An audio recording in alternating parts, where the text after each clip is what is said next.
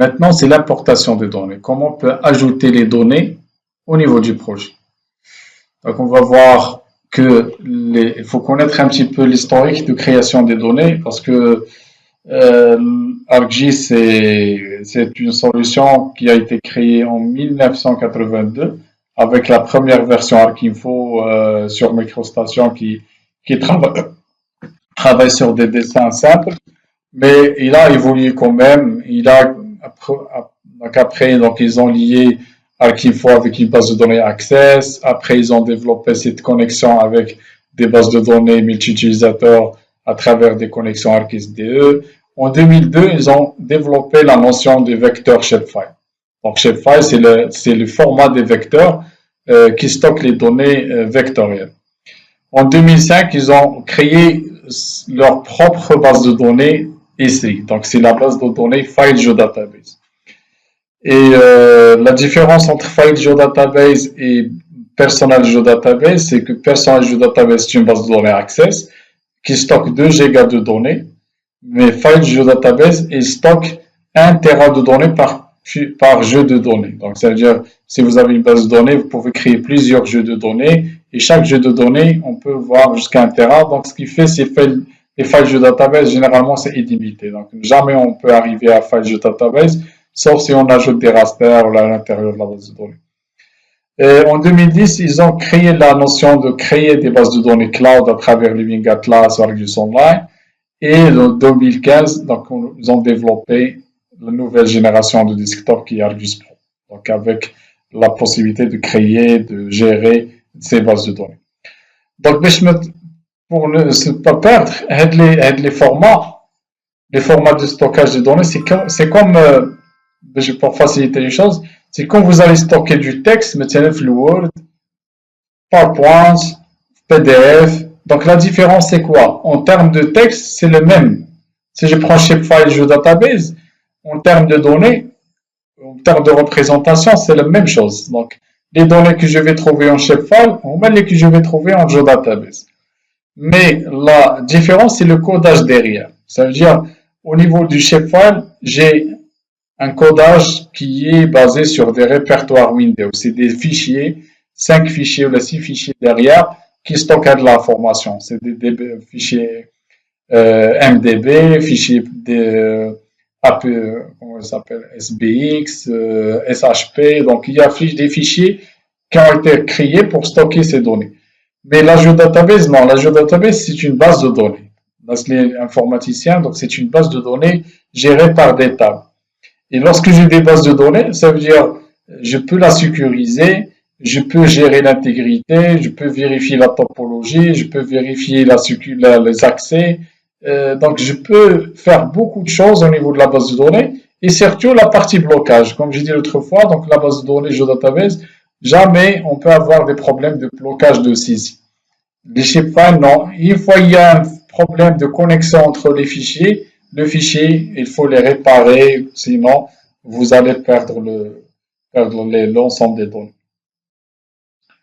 Donc voilà, aussi c'est important au niveau d'ArcGIS, c'est de connaître ces formats par les icônes, parce que c'est important de connaître les données et de les identifier juste à travers les icônes au niveau de la carte ArcCatalogue. Donc, j'ai dit les fichiers de forme, vous allez le voir en vert. Les geodatabases, vous allez le voir en gris. Les données AutoCAD, vous allez le voir vers l'écran. Les rasters aussi. Les fichiers de couche, les fichiers qui stockent la symbologie. Les règles de comportement qu'on peut ajouter au niveau de la geodatabase. L'ancien format de stockage s'appelle la couverture. Et du coup, c'est des données qu'on peut les gérer, qu'on peut les traiter à travers ArcGIS Pro. Donc, nous, on va travailler avec la geodatabase. Donc, notre objectif, c'est quoi? C'est de convertir tout type de données vers cette format-là. Donc, ça veut dire, si vous avez des shapefiles, donc c'est le moment de les convertir vers la base de données. Si vous avez des AutoCAD, des rasters, pour avoir un fichier intégré, pour avoir un fichier avec une performance élevée et qui permet de faire beaucoup de choses au niveau des traitements, tels que les règles, les domaines, la topologie, géométrie network. Donc, il y a plusieurs règles qu'on peut créer. Par exemple, ici, je peux vous montrer directement maintenant au niveau de la GeoDatabase. Au niveau de la GeoDatabase, si je sélectionne un fichier GDB, je clique droite, vous allez voir ici au niveau New ce que je peux créer à l'intérieur de la base de données. Donc, je peux créer beaucoup de choses. Donc, je peux créer des outils d'analyse, des rasters, des relations, des views, des tables, des classes d'entités, des répertoires. Si j'ai des répertoires, je peux créer un répertoire. Je vais la nommer cadastre.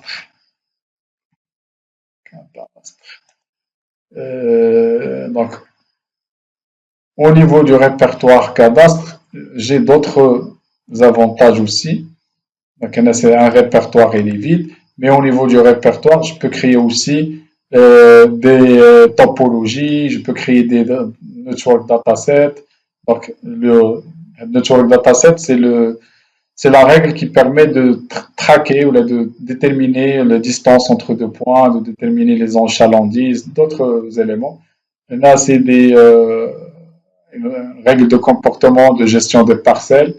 Donc, ça veut dire, c'est pour les gens qui travaillent sur le cadastre et sur les propriétés parcellaires. Donc, on peut avoir des règles de liaison entre les parcelles pour gérer les modifications, gérer les règles. Ce qui est important, la topologie, on va le voir dans la formation, c'est une règle qui nous aide à vérifier les erreurs en numérisation, les erreurs de chargement, les erreurs de système de projection, s'il y a des décalages, on peut les vérifier par ces règles de topologie. Donc, vous voyez que tout ça, c'est des choses qu'on peut créer à travers la GeoDatabase. À travers les fichiers de forme, donc les fichiers de forme, vous voyez que c'est des fichiers simples que je peux créer, shapefile simple. Bien sûr, il y a d'autres types de formats qu'on peut gérer. Je ne suis pas en de la formation, mais on peut avoir des formats de LAS, des formats de données 3D. On commence ArcGIS. Avant, au niveau d'ArcGIS Desktop, on n'arrive pas à traiter les données LAS, donc les données du niage de points. Avec ArcGIS Pro, donc nous avons pu actuellement intégrer, représenter des données LIDAR. Donc maintenant, bien sûr, pour faire cette opération de conversion des données, de vos propres données vers un format traité, un format unique, c'est pas quelque chose qui est facile. Il faut faire attention aux projections, il faut faire attention à l'échelle des données, il faut faire attention à ce que les données ne sont pas en décalage, est-ce qu'ils sont de la même structure, tabulaire ou non. Donc, il y a plusieurs vérifications à faire avant de convertir ces données vers une GeoDatabase. Donc, une GeoDatabase, comment on peut la structurer? Eh ben, c'est très important de noter le slide. Donc, au niveau d'une base de données, chacun, comment il va structurer ses données. Donc, quelqu'un qui va travailler sur l'urbanisme, il va faire une petite conception. Donc, il faut faire une. Chacun de vous, il va essayer de prendre le tableau et penser un petit peu comment il va structurer ses propres données. Donc, selon la thématique, selon le projet, selon l'échelle, selon l'objectif, donc chacun, comment il peut faire un schéma de leur propre base de données. Par exemple, maintenant, si je prends par exemple le domaine thématique d'urbanisme, une thématique d'urbanisme, la structuration de la base de données, c'est quoi? Ça veut dire, c'est de penser au répertoire, au grand répertoire que vous allez mettre au niveau de votre base de données. Par exemple, qu'est-ce que je vais faire? Je vais collecter les données de l'urbanisme, donc je suis obligé de mettre, par exemple, un répertoire pour les données administratives. Je vais mettre, par exemple, des données sur, par exemple, la population. Je vais mettre des données sur le cadastre. Je vais mettre des données, par exemple, sur le transport. Donc, je vais mettre des données sur quoi d'autre? Sur les risques, et ainsi de suite. Sur les plans d'aménagement.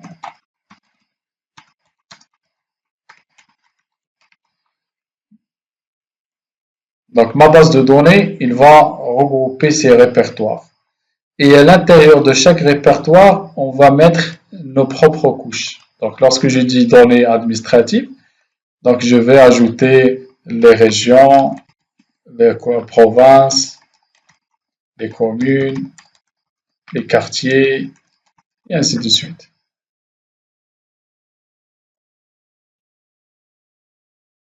Au niveau de la population, je vais mettre population, par exemple, hommes, population femmes, population, je sais pas moi, étranger, ou la étrangère. Sinon, on peut mettre des statistiques ici, par exemple, parcellaire. Ici, je vais mettre, par exemple, tram. Je commence par le réseau ferroviaire, tram, station, bus. Donc, il faut penser aussi aux données que vous pouvez avoir. Des risques, je peux mettre par exemple des risques d'inondation, risque de glissement. Plan d'aménagement, je peux mettre par exemple les zones, les secteurs, et ainsi de suite. Donc ça, c'est une structuration de ma propre géodatabase. Ça veut dire quoi? Ça veut dire la géodatabase qu'on va créer, elle va regrouper toute cette partie-là. Donc, comment la réaliser réellement au niveau de la base de données? Donc ici, j'ai la géodatabase, où est le répertoire, la forme. Les future datasets, on met les répertoires, on l'appelle. La nomination aussi, c'est important. Voilà, j'ai partagé avec vous la classroom, le document, il fait plusieurs termes. Il faut le lire, il faut apprendre les thématiques, par exemple, les mots future dataset, future class, géodatabase, topologie, donc gestion des couches. Donc, il y a plusieurs noms. Et map, carte, toolbox. Donc, c'est des mots, il faut l'apprendre.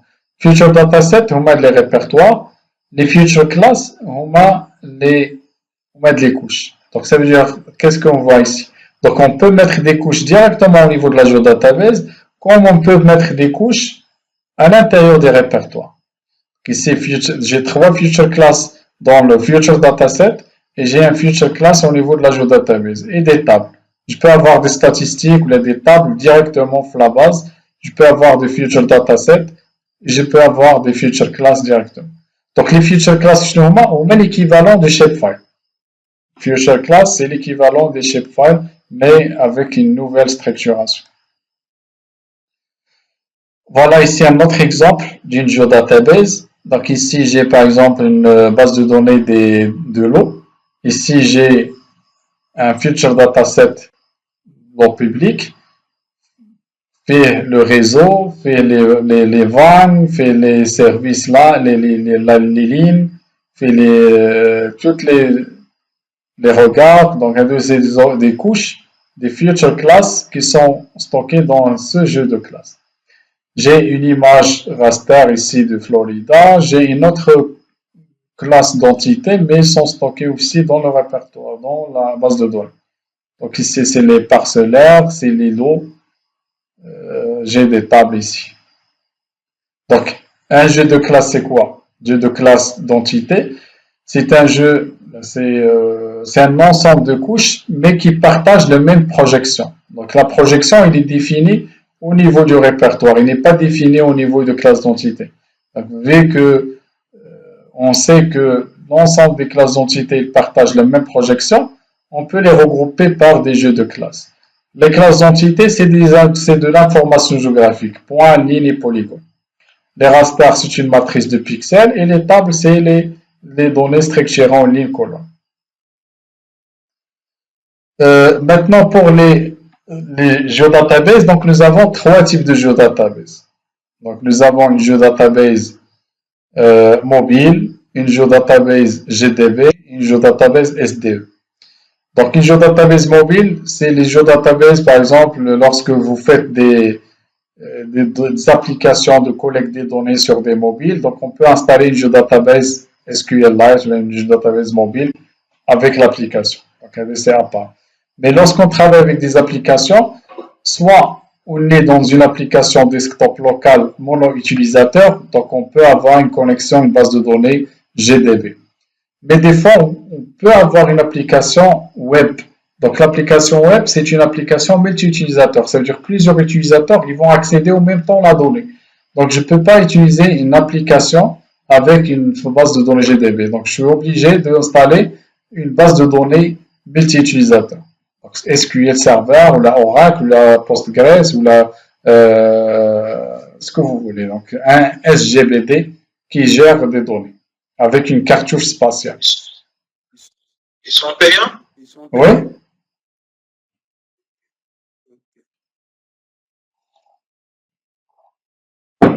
Mais utilisateur là, on peut modifier et éditer en général. ouais, ce que nous avons dit tout à l'heure. Donc, la connexion, lorsque vous avez des bases de données utilisateurs, c'est pas toujours le cas. Les utilisateurs, ils vont modifier. Donc, on peut avoir une application de consultation multi-utilisateur. Mais on peut avoir aussi des applications d'édition, des applications de modification. Mais même si une application, c'est juste une application de consultation, vous êtes obligé à mettre en place une base de données multi-utilisateur. Et cette base de données multi-utilisateur, on peut la consommer en connexion directe, ça veut dire si on veut visualiser. Sinon, la majorité de cas, on passe par l'API, c'est un intermédiaire qui s'appelle ArcSDE. C'est lui qui gère les connexions, la communication entre ArcGIS Pro et la base de données. Parce que la base de données, mais si ArcGIS Pro, c'est une base de données d'un autre système de gestion de base de données relationnelles. Et ArcGIS Pro, c'est un logiciel du système d'information géographique. Donc, le communicateur entre les deux, c'est ArcSDE. ArcSDE, c'est une solution qui va être activée avec la création d'une base de données enterprise pour faire de la liaison, la communication entre les deux. Maintenant, pour la création d'une base de données, donc c'est simple, ça veut dire vous allez prendre n'importe. Soit vous pouvez travailler directement sur la base de données qui a été créée par défaut au moment de la création de votre projet ici. Sinon, vous pouvez créer une autre base de données. Donc, vous pouvez la créer ici, ou là, vous pouvez créer une connexion vers un dossier, de la créer. Donc, ce que vous voulez. Donc, cache mouchkil. Donc, je peux la créer. Donc, ici, par exemple, je peux créer une connexion directe vers des bases de données. D'ailleurs, vous avez toutes les bases de données possibles. C'est une connexion directe. Mais si vous voulez créer une base de données SDE, donc il faut passer par Toolbox. Sinon, je peux créer une base de données mobile avec mais moi je cherche File Geodatabase. Donc, vous voyez que la base de données que j'ai créée, je l'ai créée à l'intérieur du répertoire test formation. Donc, j'ai créé une base de données. Mais vu que je gère la base de données dans le projet, vous voyez qu'il a été ajouté automatiquement dans la liste des bases de données. Mais la base de données par défaut, vous voyez que la maison, il est là, donc ça veut dire que c'est une base de données par défaut. Donc je peux changer de la base de données par défaut, je clique droite et make default, ou mettre la base de données par défaut. Donc vous voyez que j'ai changé la base de données par défaut vers cette database. Donc les résultats, si par exemple vous voulez faire un export, ici data export, automatiquement le résultat, il va être stocké dans la géodatabase. Donc dans la base de données par défaut. Pourquoi? Parce que je l'ai déclaré par défaut. Si je déclare la base de données par défaut, la même chose. Donc vous allez les résultats de traitement, d'export, d'analyse, ils vont être stockés dans la base de données par défaut. Donc, je vais supprimer les bases de données. Je vais garder la base de données qui a été créée avec le projet. Donc là, je vais revenir ici pour déclarer la base de données par défaut et je supprime cette base de données. Donc, je vais garder ma première base de données qui a été créée par le projet.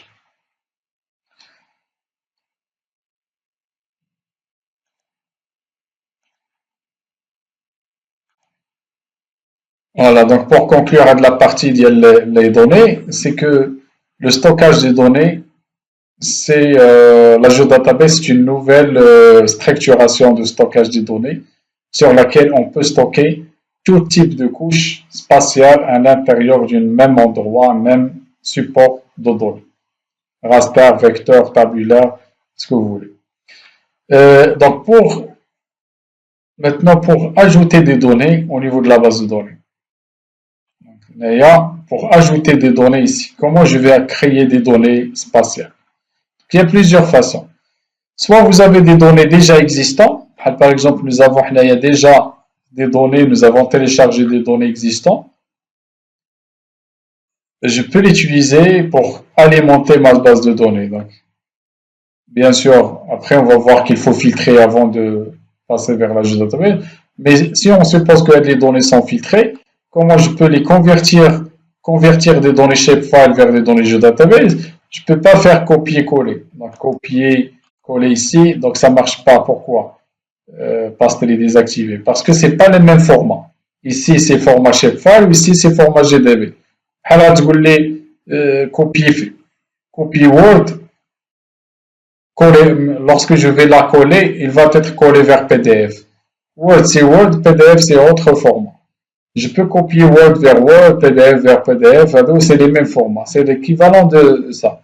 Donc, si vous avez deux bases de données, par exemple, je prends une base de données, elle est GDB, je peux copier les données et de les coller ici directement. Paste. Par exemple, je vais copier cette couche région et je vais la coller vers la base de données. Donc, même format, je peux utiliser cette possibilité-là. Une autre méthode pour ajouter les données au niveau de la géodatabase, c'est l'import. Donc, je clique ici et je vais importer un feature class. Feature class c'est shapefile. Donc, soit feature class à l'intérieur, soit feature class dans un répertoire. Je vais aller ici vers les données et je vais trouver ici la liste des données. Donc, je peux sélectionner un fichier et de l'importer à l'intérieur de la base de données.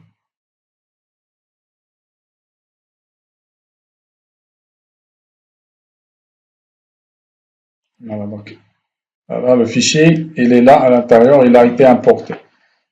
Une autre méthode, c'est de faire un export, c'est-à-dire je sélectionne ici un fichier, soit la partie attribut, la catalogue, je vais mettre ici export, export to future class, export future class to geodatabase. Ou le contenu, je clique ici et je fais data export vers la géodatabase. La dernière méthode, c'est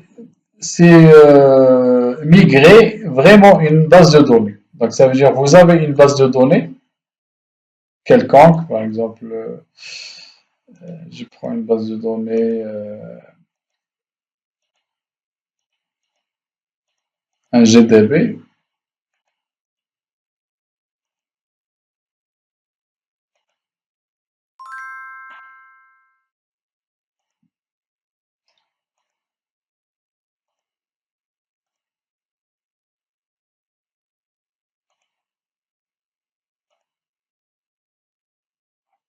Je prends par exemple cette base de données,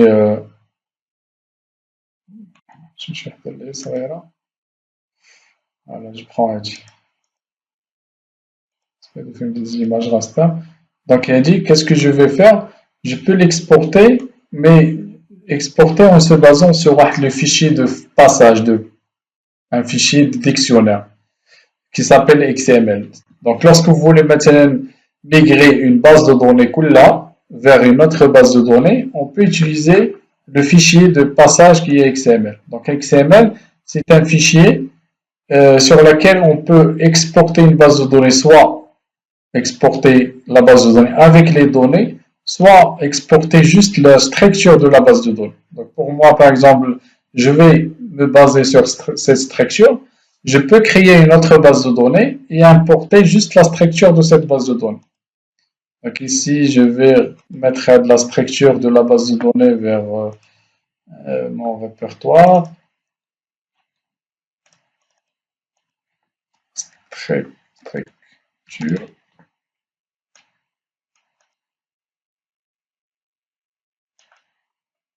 Donc, exporte juste la structure. Donc, je ne vais pas exporter les données. C'est bon. Et je vais revenir vers ma base de données. Je vais créer une base de données vide. Ma GDB. Et je vais importer, donc la GDB il est vide, je vais importer juste la structure de la base de données en se basant sur XML. Donc ici, je vais sélectionner le répertoire.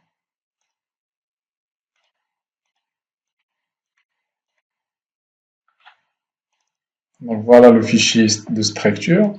Moi, donc j'ai utilisé juste les schémas, donc j'ai pas utilisé les données. Voilà, donc il a reconnu directement les classes d'entités. Donc je vais laisser de par défaut. Et je vais importer la structure. Donc la migration des données, ça se fait soit automatique selon le passage de la structure, soit il se fait manuellement en important couche par couche. Donc le slide là, c'est en fonction des types. Donc vous pouvez migrer vos données vers une base de données, soit en se basant sur copier-coller s'il s'agit de même format, soit on fait l'option de le chargement de données, soit de l'import des données, soit de l'export, soit de l'ajout des coordonnées XY. Si vous avez un fichier Excel qui porte les coordonnées XY, on peut faire la conversion aussi de ces données vers la base de données. Et de la méthode de chargement aussi, des fois, on peut l'utiliser. Ça veut dire quoi? Ça veut dire je crée une structure vide, région, elle est vide. Donc, je vais supprimer les données.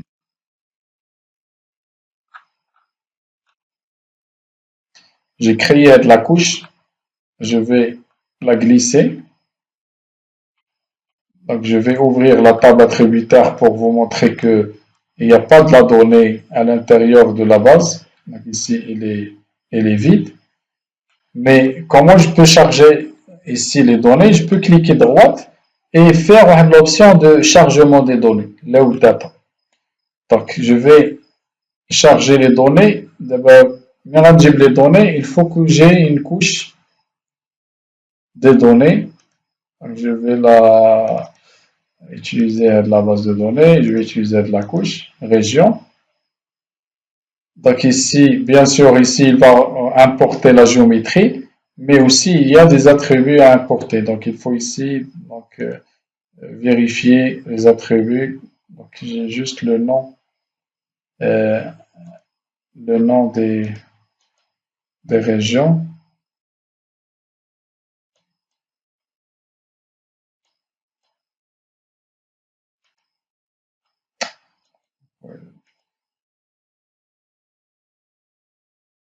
Donc ici le nom de la région. Ouais, je clique sur import.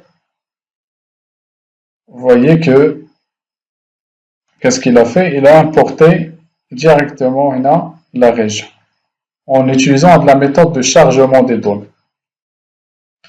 Donc il y a les méthodes pour charger les données. Donc c'est à vous de voir la méthode le plus simple, de voir la méthode qui vous convient.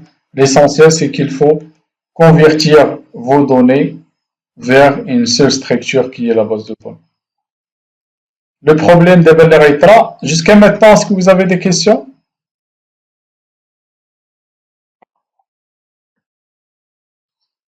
Moi, c'est bon jusqu'à présent. Les autres? C'est bien, mais vous me suivez. Oui, bien sûr, monsieur. Ça marche.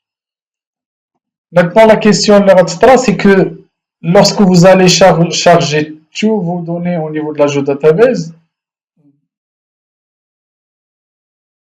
sinon, après avoir chargé vos données dans la database, qu'est-ce qu'il vous reste à prendre en compte avant de l'analyse des données?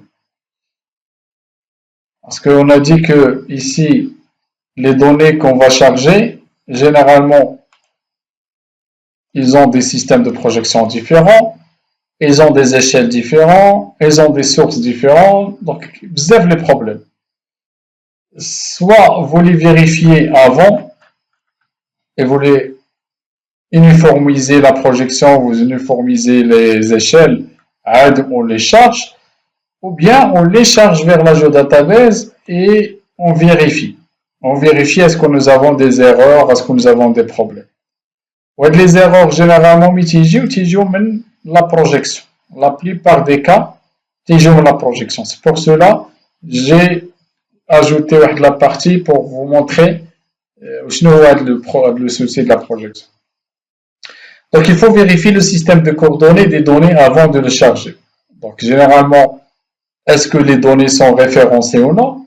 Il faut les vérifier parce que si vous chargez des données qui ne sont pas référencées avec des données qui sont référencées, il y a des décalages entre les couches.